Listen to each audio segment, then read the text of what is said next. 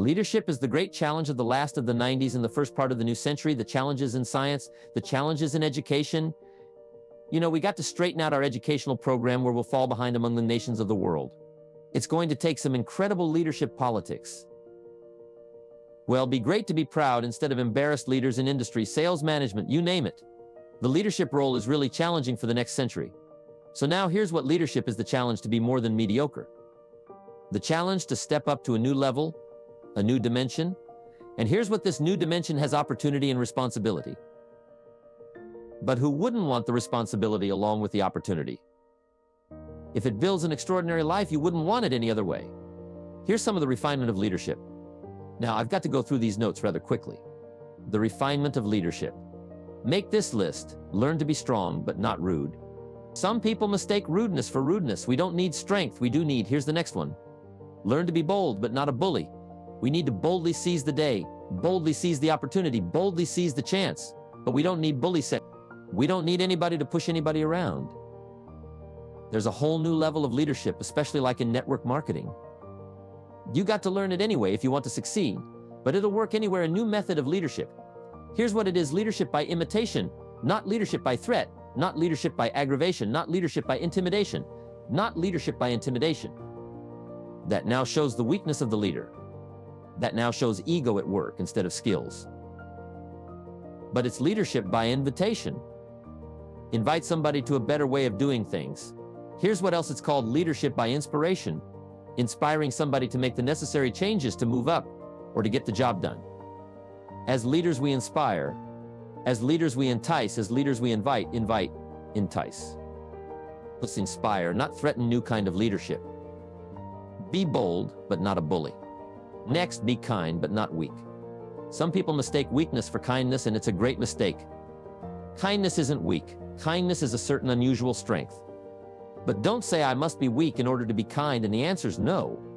Sometimes you have to be unusually strong to be kind.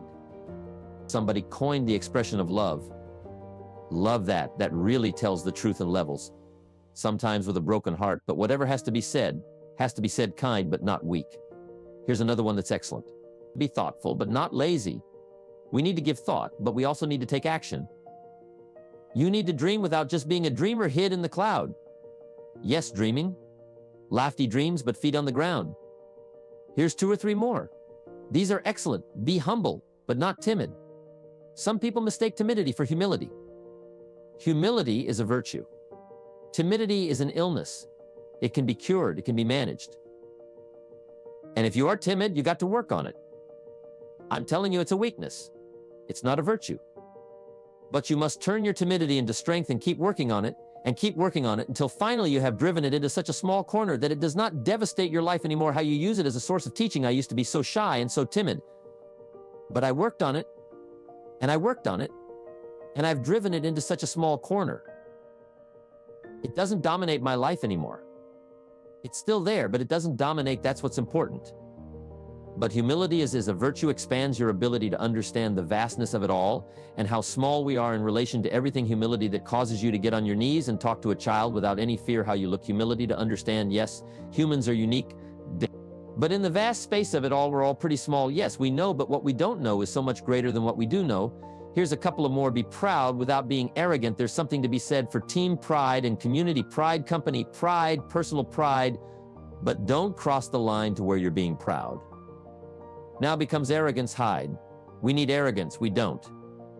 Arrogance is usually the childish attempt to make up for lack of self-worth. The childish attempt to make up for lack of self-worth has a tendency to create arrogance. And you know, the worst kind of arrogance from ignorance, that's the worst kind.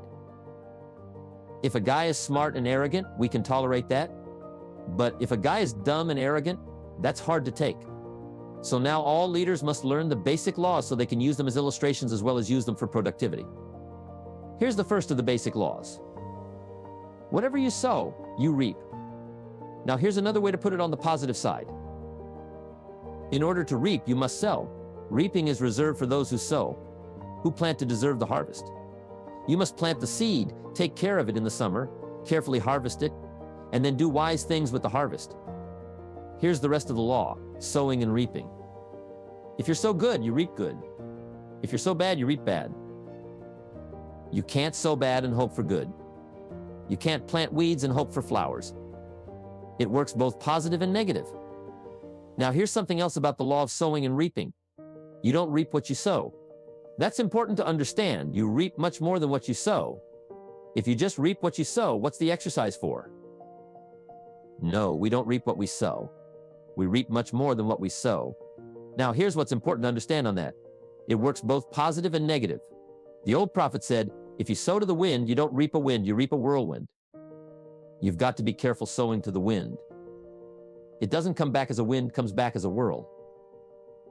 That's on the negative side, but now it also works on the positive side.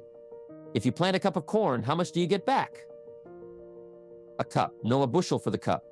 You get back much more than what you plant. That's the reason for planning for the increase. Positive, negative. Now here's the next key to the law of sowing and reaping. Sometimes it doesn't work at all. Everybody has to understand. The farmer plants the crop in the spring, takes care of it all summer. Is an honorable man, M.A. Loves his family, is a decent citizen, but the day before he sends the combines into the field, a hailstorm comes along and beats his crop into the ground. And it's gone. It's lost. So this time it didn't work. So now what must the farmer do? He's got to decide whether to do it again or not. Should we take another chance in the next spring? We would advise him to do so, even though he lost everything in the last harvest and it didn't work. You didn't reap what you sowed, but here's the law of averages. Here's the odds. More often than not, you reap what you sow. More often than not, you'll have a harvest if you plant in the spring. Sure, there's no guarantee, but more often than not, and guess what? More often than not, it's pretty good odds. It's better than Las Vegas. The law of sowing and reaping. In fact, one of the most important laws to learn is the law of averages. If you do something often enough, you'll get a ratio of results. Once you understand that the end of the world is yours, learning to employ people in a unique thing called the law of averages is stunning in its result. In terms of fortune, let's say you're in sales and you talk to 10 people just getting started. If you talk to 10, you get one. We now have what we call the beginning of a ratio, saying no one says, yes, I'll buy your product. I'll take your service. Somebody says, well, 1 out of 10 isn't that good. Well, you're just getting started, because here's what happens with the law of averages. Once it starts, it tends to continue. If you talk to 10 and get 1 chance, it's excellent. All right, you talk to 10 more, you'll get another one. In baseball, we call it batting average. Swing 10 times, get a hit. Swing 10 times, get a hit. Nobody bats 9 out of 10. So you don't have to be perfect here. All you have to do is understand the law of averages. Now, even if you're only getting 1 out of 10, you can now start to compete. If you've been here a long time, you can get 9 out of 10. I just joined. I can only get 1 out of 10. I'm telling you, if we have a contest, I will beat you and say, well, you just started. How could you beat me? It's very simple. If we have a 30-day run on a contest or a 60-day run, while you talk to 10 and get 9, I will talk to 100 and get teeny win. Isn't that clever? Here's what I do. If I'm new, I make up a numbers. Here's what I lack in skill. Make up in numbers what I first lack in skill. Now, when my skills increase, I don't have to do 100 to get 10. Once you understand the law of averages, I'm telling you, it's so exciting to work with the law of averages. The law of averages works in our little money plan here. You know, chances are excellent. And you have this little plan. I'm telling you, chances are excellent. It'll work. It'll work. It'll work. The races will work for you. Here's what else is exciting. The law of averages can be increased. At first, you only get 1 out of 10, but the better you get, the more skills you develop. Now you get 2 out of 3 out of 10. And you don't need more than about 2, 3 out of 10 to get rich in working with people. There's a unique story about the law of averages. It says the sower went out to sow the seed. Number 1, he had excellent seed, or a great story to tell and a good product to sell. And it says that the sower was ambitious, got up early in the morning and went out to do the deal. So good seed, ambitious sower, and he starts to sow the seed. But here's what happens. Make the notes. The first part of the seed that he sowed, the birds got, and the birds are going to get some. John said, yes, I will come check out the meeting.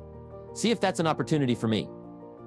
He says, I will be there on Tuesday night.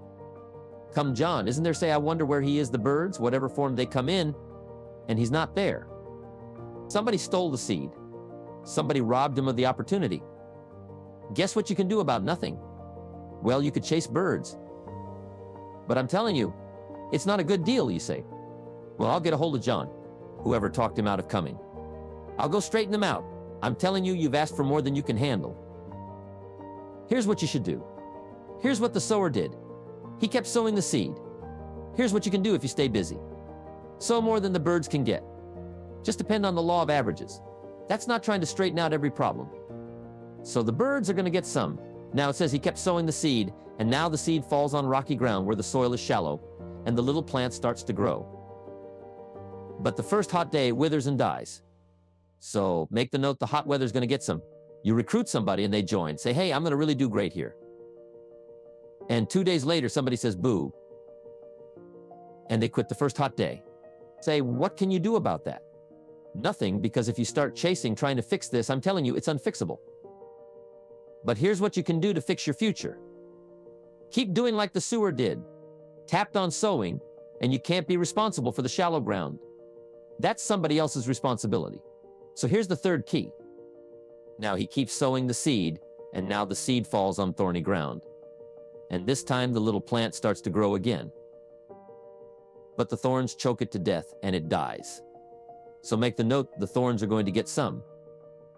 Here's what it called the thorns in this little story, the cares of life, little duties, little distractions. I said, John, we had a meeting last night. How come you weren't here? John says, well, I can't make every meeting. I said, why not? He said, well, the screen door came off the hinges. You just can't let your house fall apart. You got to take time and fix. I can hear the storm, he said. Some extra trash piled up in the garage. You just can't let mountains of trash pile up in your garage. What can I do about that? People let little things cheat them out of big opportunities. And sometimes it's a little heartbreaking to watch, especially if it's somebody you care about. But there are some things, remember, you can't straighten out. You've got to depend on something else for your fortune and your future. But now let's go to the rest of the story. Here's what it says. Finally, the sower keeps sowing the seed. Now it falls on good ground. Underline this good ground, and it always will. If you keep sharing a good idea, it will someday fall on good ground. Productive ground, receptive ground, decision-making ground. Now what's interesting, though, about the ground? Here's what it said about the ground. Some of this good ground now produced 30, some produced 60, and some produced 100. What's that called? The law of averages. Everybody's not going to do the same. Everybody doesn't have the same ambitions, and you can't straighten this out now. You just have to take it like it comes. It's like the season. You can't rearrange them and say, I'll take 2 springs, 3 summers. And no, you got to take them like they flow. But now how do you get 100%ers? Some will produce 100. How do you get some 100%ers? You got to go through the birds, and you got to go through the hot weather, and you got to go through the choking thorns, and you got to sort of put up with those, that haven't got much ambition. 3,060%ers, and you'll get some 100%ers. The law of averages is at work in the university. Are there as many seniors as there are freshmen? Why is that? It's a mystery. The inevitable erosion of life says there's always going to be more freshmen than seniors. Not every race that started does everybody finish. The answer's no. Some people don't want to finish. Some people plan in the spring and leave in the summer, and you can't straighten that out. Here's what you can do. Keep telling the story. Keep sharing a good idea, and I'm telling you it will work for you. So here's what we say. If you wanted a lot of graduating seniors, you must keep loading the freshman class. Turn to the law of averages. It's one of the greatest studies to make. It'll serve you well in your business career, your sales career, any kind of career. One more on the law of averages. There's an old rule, and it's been around a long time, that says 20 of the people do 8 of the business and 80 to 20. And this is something you don't try to change or rearrange as part of the deal. Some it says, well, I'll just fire the 8, say no, because whoever's left 20 of them will do 8 and 8. And 80 will do 20. That's not something you mess with. Here's what these laws are. Something you work with, something you understand, and you work with. 20 are going to do 80. And it works everywhere, past the minister of the church. He puts up the money here to support the church. He says 20 of the people pick up 80 of the tab and 80 pick up 20. Americans paying taxes. What's the deal? 20 pay out of the taxes and 80 pay 20 of the taxes to run the federal government. This is not something you mess with. This is something you work with till you understand it. Well, how do you work with the 8020? Here's what you got to do. Part of it's time management. You can only give 20 of your time to the 80 because they're only producing 20 now. You can give 80 of your time to the 20. Now remember, the pole is in the opposite direction. Guess who wants 80 of your time? See wrong group? The wrong group? No, this is not a moral question. The wrong group in terms of productivity and effectiveness in your business, your future. So what's the answer to that? Here's part of the answer. You can work individually with the 20, but you can only work by group with the 80. However, guess who usually wants your individual time? The 80, and you cannot do that. That's the law of averages. Here's the next important law called the law of faith. We covered it a little bit earlier in a fairly simple form. Faith is the ability to see things that don't yet exist. Faith, though, can turn difficulty into reality, positive reality. And I just want to give you this quick little line up here because it's so important to ponder and then work it. Here's what faith is for one. Faith is the ability to see it as it is. Faith doesn't mind seeing it as it is because faith is a miracle worker. Faith does not ignore the negative. Faith uses the negative because if there was no negative, there'd be no need for faith. If everything is okay, what would you need faith for it? You need faith because it isn't okay. What isn't okay? Who knows? The situation that isn't okay. So here's what faith does. One, faith does not ignore the negative because faith now stands as the miracle worker if you let it work. So faith sees it as it is. If it's ugly, it's ugly. If it isn't working, it isn't working. If it's a mess, it's a mess. It's a mess.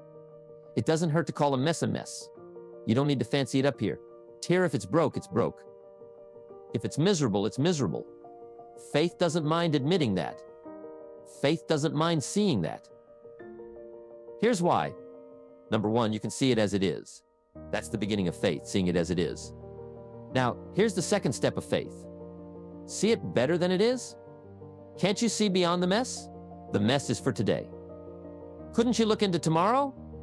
The answer is yes, I guess I could look into tomorrow. Humans have this incredible ability to look into tomorrow, to look into next week. So we not only have the ability to see it as it is the beginning of faith, but to see it better than it is, dream the dreams, make the plans, visualize, use your imagination, see it better than it is. Now here's the third step that turns faith into reality. Make it better than it is. Faith now must be invested in the muscle.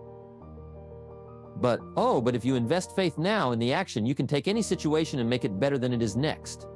In the beginning of faith, seeing it as it is, don't see it worse than it is. Don't blow it out of proportion.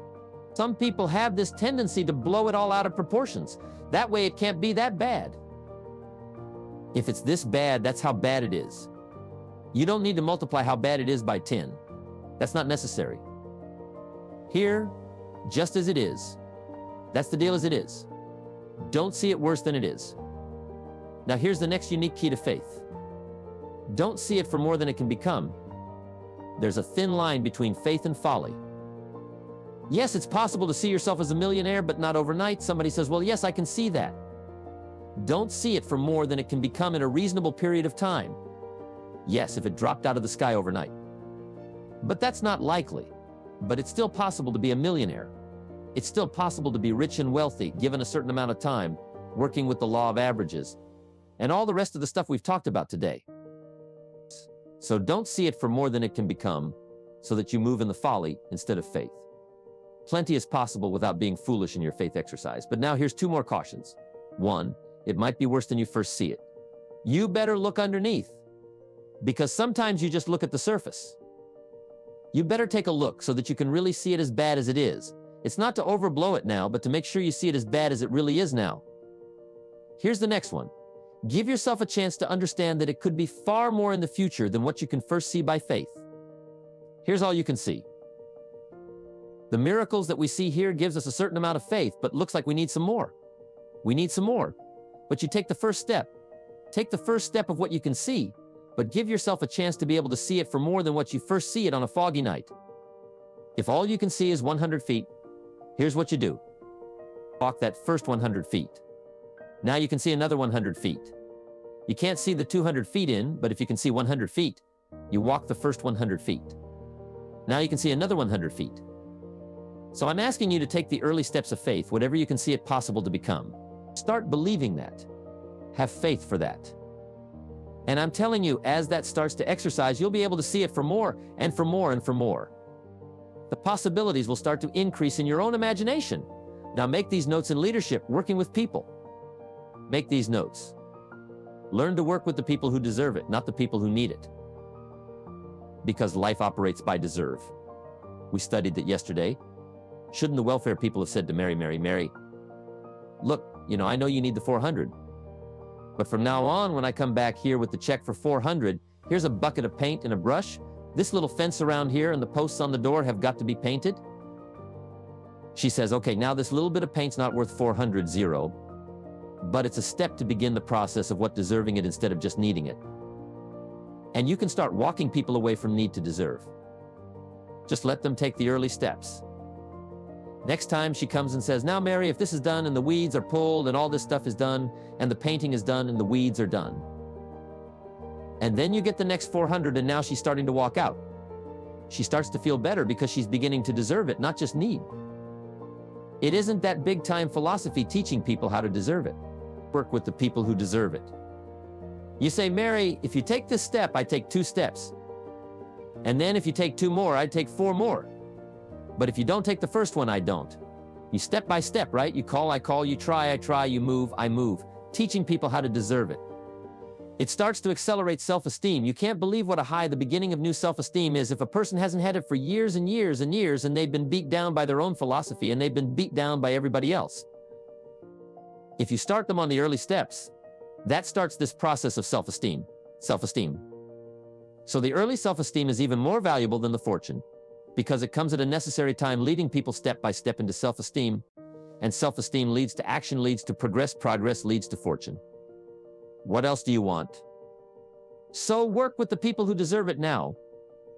Here's the next key. Show people how to deserve your help. Next, don't expect the pear tree to bear apples. Let people do whatever they can do. You can hang apples on a pear tree, do all kinds of things, put up a sign, this is an apple tree. And then you get pears, so let people do whatever they can do and let them change their mind, let them grow and develop. Here's what I found. You cannot change people, but they can change themselves best. You can do is inspire and hope, teach and hope, teach and pray and hope and teach and pray and inspire and pray and inspire and pray and hope. That's the best you can do. Can't get in there and change, but you can do your best to deliver the message that can create change. If someone will accept it, if someone will do something about it, take the early baby steps to get started and be happy with the smallest progress and get some rewards and pat on the back and a big smile. Say, Mary, it's going to work for you. You've taken these 2 steps. I'm telling you, you can take 2 steps. You could take 102. Next, all leaders must teach the fact that there is both good and evil. Here's the challenge for all of us to become the most of the good in us and the least of the bad, the most of the good and the least of the bad, because that resides in all of us. That's the beginning. We talked about the other day of civilization becoming the most of the good and the least of the bad. But we must remember there is both good and evil. I did a speech one time called "The Day I Am a Wealthy Man Didn't Have Much to Do with Money." But let me give you the list and we're finished. I said today I'm a wealthy man, 1, because of my heritage. All that I inherited that I didn't work for. I was blessed with it. 1 was my parents, 1 was my country. I was blessed by books I didn't write. I was blessed by library I didn't build. I was blessed by courts I didn't organize. I was blessed by airplanes and telephones. I'm blessed by all that. I didn't create it. I inherited it. I inherited a country that believed in democracy and freedom. I mean, once you start this list of heritage, it's just staggering. Next, I said I'm wealthy because of my knowledge. Those that have passed their knowledge on to me has made me rich beyond belief. Here's what I asked for one time, a long time ago. Unusual awareness. I want to be sensitive to what's happening.